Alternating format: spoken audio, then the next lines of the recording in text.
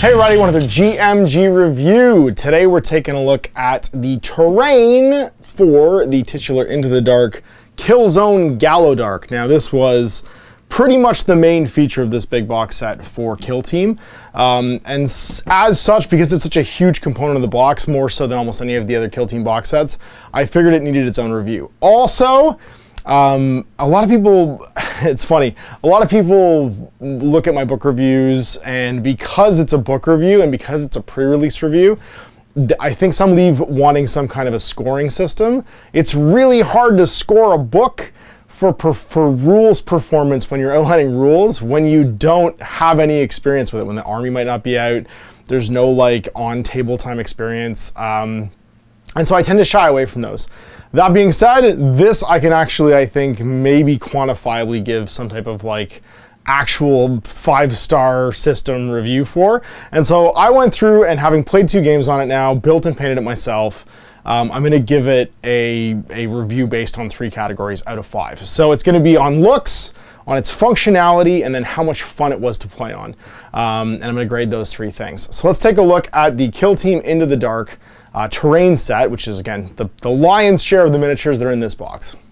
So here we go. Let's jump in and take a look at it. This is it. This is KILLZONE Gallowdark, which is of course the new name for the rule set, even for the KILLZONE that's in the book here, Into the Dark.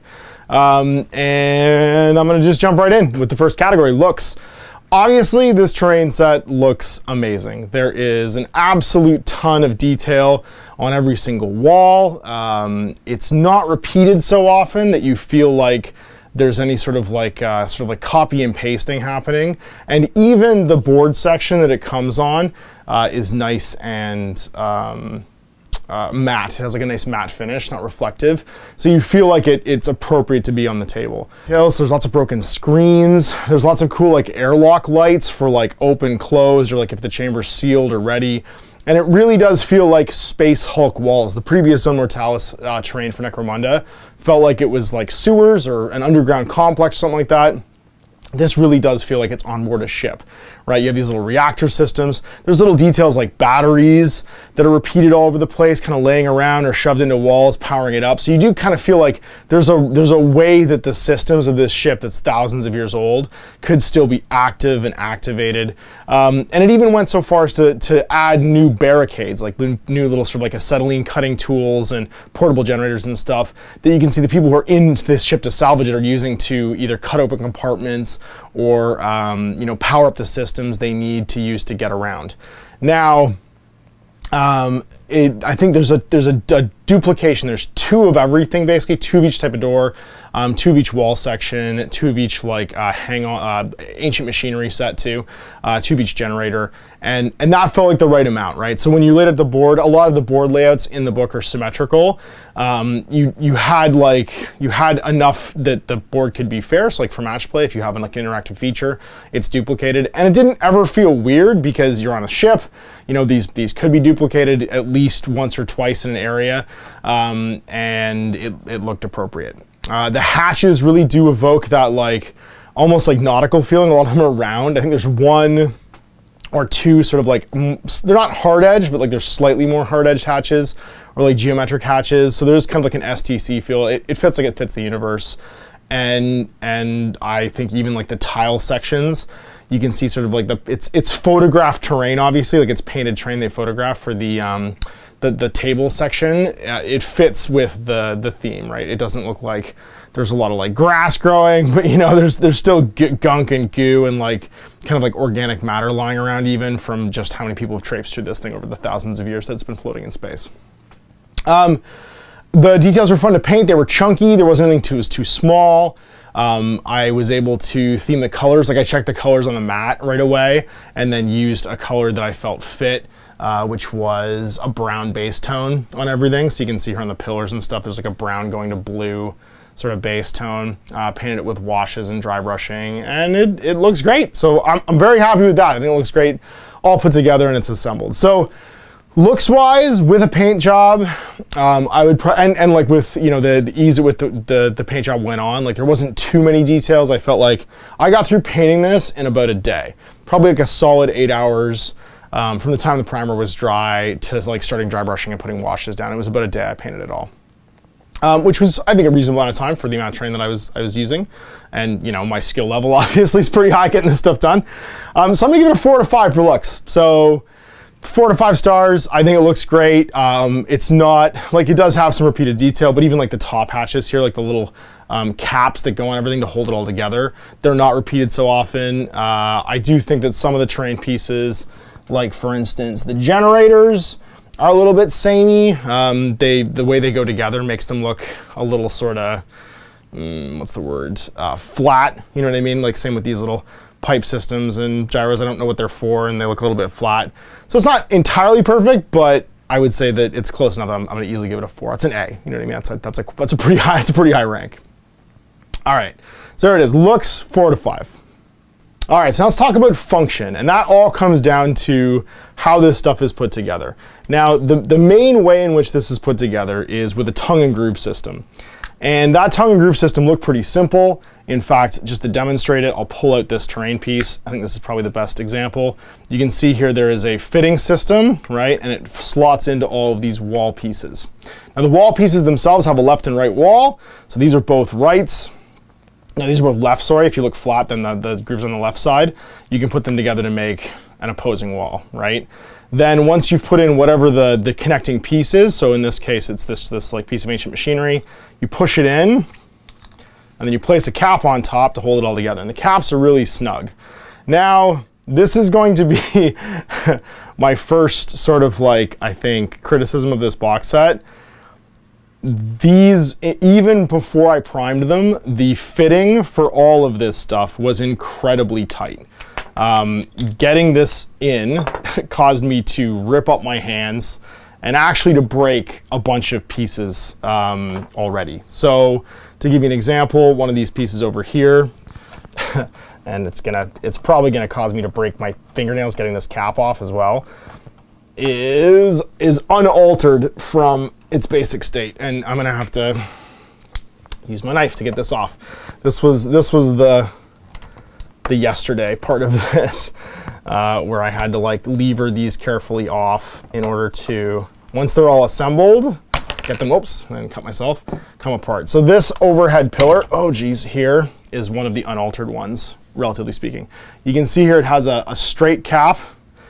On this one, I've actually cut it right there. I've angled that down. It's one of the modifications. I've done this already.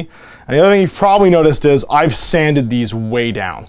So like way down. There's probably a millimeter off of every edge here after I sanded them. And they still require quite a bit of pressure to get to going all the way, especially at the bottom. The bottom won't go in all the way.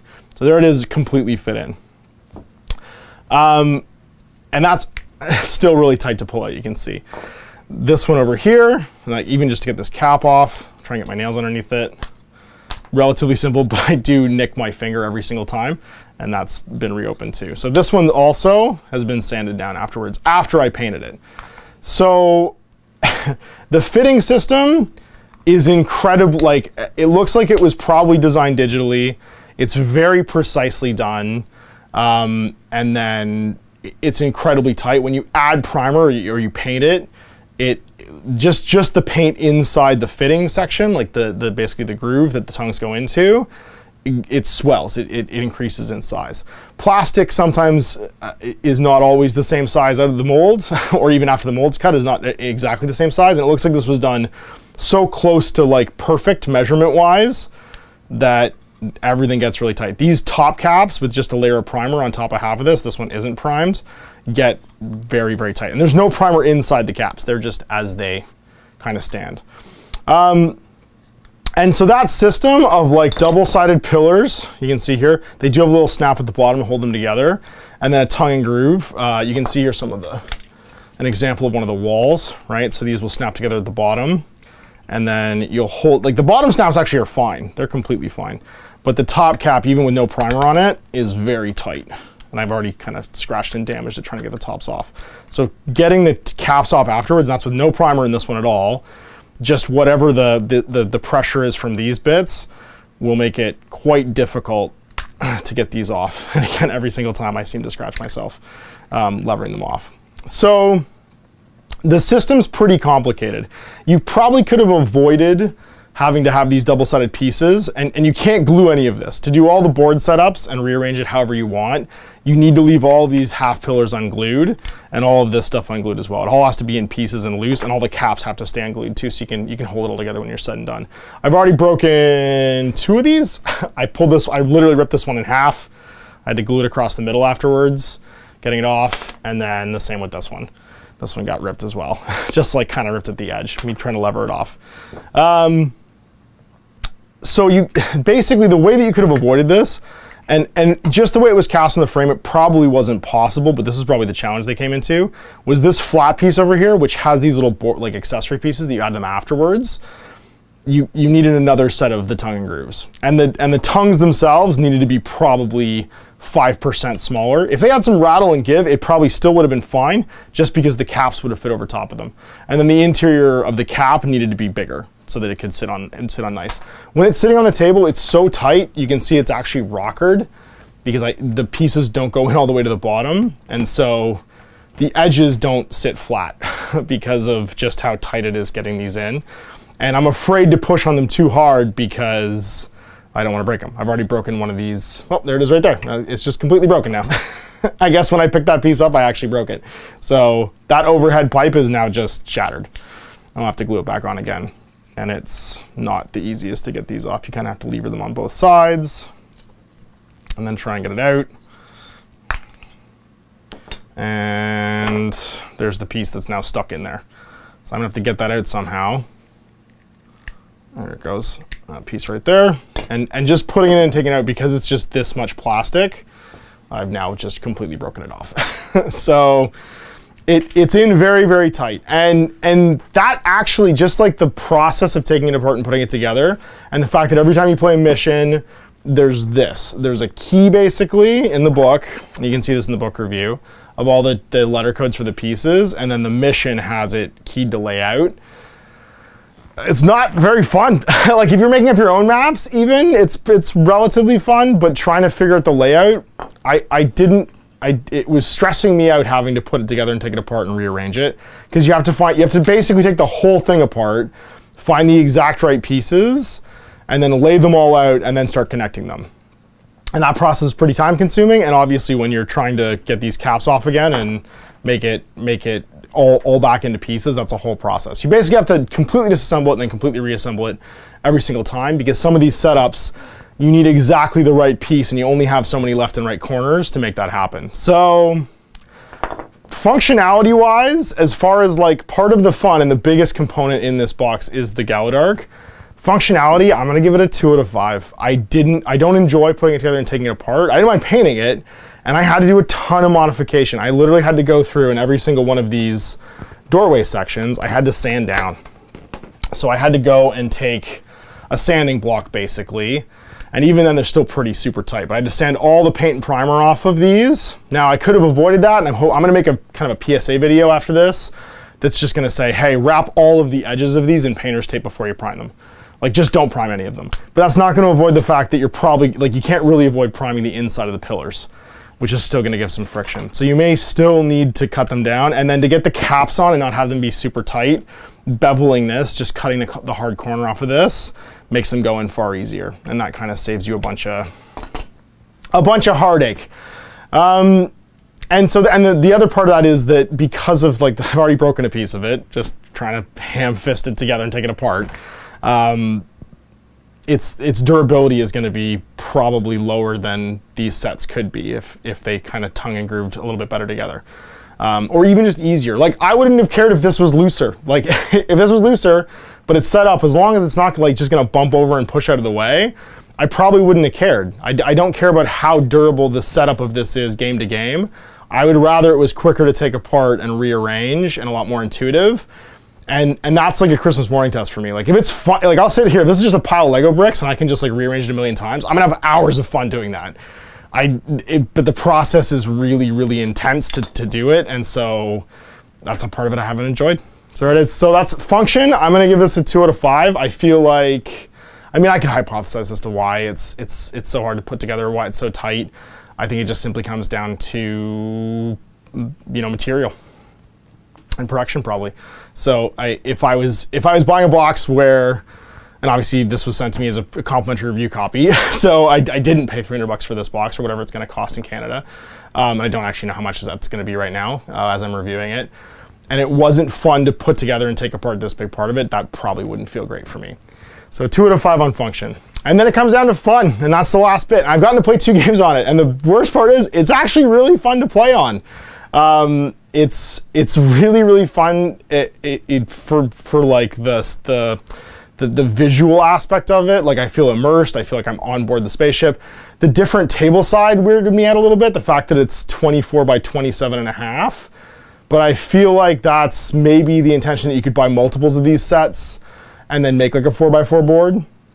So if you wanted to use this for like Horus Heresy or those Zone Mortalis things, you could, which I think is great. And then the visual aspect of it's amazing. Like the Breachers versus the Crew, you watch the Let's Play today. It's super fun. Like it's a really cool, visual to play on. That part of it, I was immersed, I was gripped, that was awesome. And that's during gameplay. So I'm just like the looks on its own. I did that part separately, but like feeling immersed in the game, feeling immersed in the Gallowdark, that fun part, perfect, nailed it. I will say that in a couple of the missions we've played so far, and it could just be mission specific, because of the way you can't go over the walls, the non-interactivity of it, for the Crude at least, the Breachers had some tricks for getting through the walls. It did feel like it divided the table up a lot more than normal, and it caused some kind of landslidey moments where you couldn't kind of like get people over to where you needed them to be as fast. But that's more of a game design thing than a model design thing. There are a grand total of 1, 2, 3, 4, 5, 6, 7, 8 doors on the whole table. Yeah, 4, 5, 6, 7, 8, 9, sorry, 10 doors on the whole table. And that means that there's 10 ways you can get through the walls. But the couple missions we've played so far, I've only used 8 out of 10 doors. So there's been some moments where you couldn't get between point A and point B. There was no access maybe.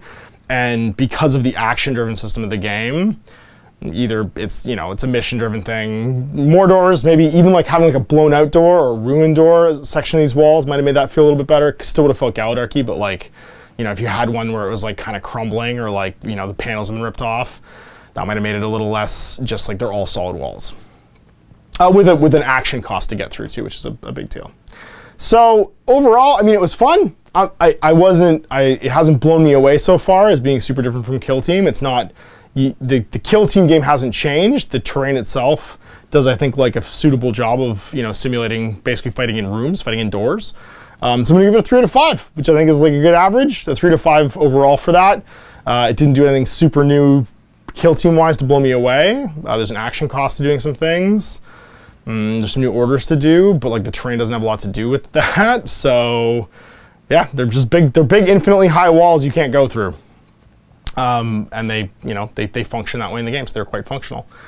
So that's my fun part. I had fun. It was a good time. It's fun playing on. And that's a 3 out of 5 for me. Didn't do anything particularly great and new. There's lots of wall sets like this on the market already, including the Zone Mortalis one from Games Workshop. So that didn't blow me away. And that's where I sit on it. Just sort of like it's a B+. And so that's my look at fun. And so let's talk about overall score.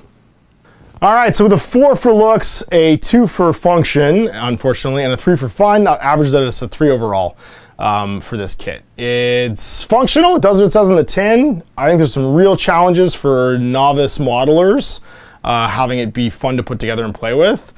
And that's the difference for me between just being like, it's okay, and like, this is a big swing and a home run. I think this had the opportunity to be a home run. The looks-wise, it's a home run. The amount of stuff you get in the box is a home run. But because it's not fun to put together, and the modularity and like being able to recreate new scenes over and over is such a key selling feature of Into the Dark for me, that part not being fun is a big deal. And that, I think, kept it from being a 4. I think it overall could have been a 4 if it was just, if I could have sat here for hours and quickly and easily set it up and taken it down to make some cool looking terrain and not had these kind of like niggling sort of like, things that were bothering me about it, about like the every time I had to go to play a new game, I had to go through this process of like ripping my fingers apart, taking it apart and putting it together, or like the frustration of having to modify pieces or already having broke something. I probably felt differently. So I think if you were an experienced hobbyist and you watch some PSAs and you get your idea, your head wrapped around how you're gonna build and paint it first, this is a great kit. It's tons of potential to be super fun. But as far as being accessible maybe to newer hobbyists or people who don't see a video saying, hey, the pieces, or even just don't test fit, you know what I mean? It's not part of like their process. It could have some challenges and some frustrations that I think might be a lot for a certain, you know, hobbyist, and it definitely took the wind a bit of my sails for it. So 3 out of 5 overall. I think it had the potential to be a giant home run.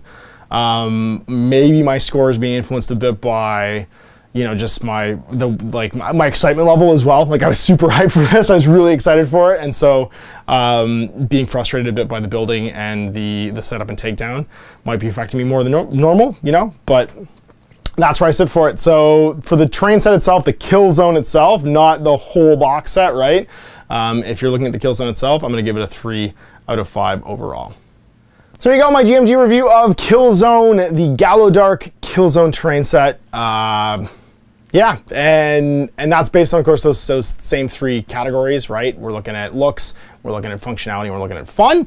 And yeah, you can also see my GMG reviews of the actual rulebook today, the Into the Dark rulebook. And on the paint table, you can check out the models that I painted as well as this train set for some painting tips too. So anyway, big thanks to GW sending the complimentary kit along for me to review. Thanks to Tom Ash. Happy gaming. Hey there, I hope you enjoyed that video. There are tons of other games already recorded for you to watch. Click over to my channel page if you haven't already, and have a look through the dozens of playlists full of videos.